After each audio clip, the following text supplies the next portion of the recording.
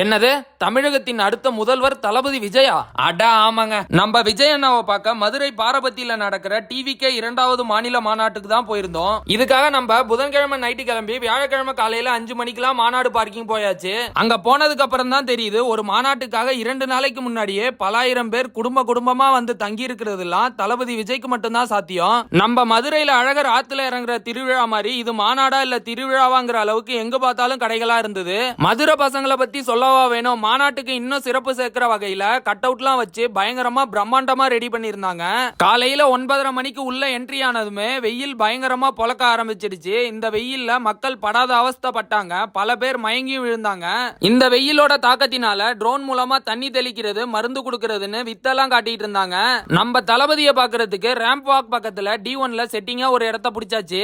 ஒரு வழியா 3:30 மணிக்கு புஷி ஆனந்த் மாநாட்டு பாடலை வெளியிட்டு தளபதி விஜய் என்ட்ரி கொடுத்தாரு. சுமார் 20 லட்சம் மக்களால் மாநாட்டு திடலே கடல் போல காட்சியளிச்சது. செந்தமிழன் சீமான் அண்ணன் அவர்கள் அணில் குஞ்சுகள்னு சொன்னதுக்கு சிறப்பான பதிலடி ஒன்னு கொடுத்தாரு. ஃபைனலா மத்தியில பிஜேபியையும் தமிழ்நாட்டுல டிஎம்கேவையும் எதிர்த்து டிவிகே விஜய் பண்ற அரசியலை பத்தி நீங்க என்ன நினைக்கிறீங்கன்னு மறக்காம கமெண்ட் பாக்ஸ்ல கமெண்ட் பண்ணிட்டு போங்க.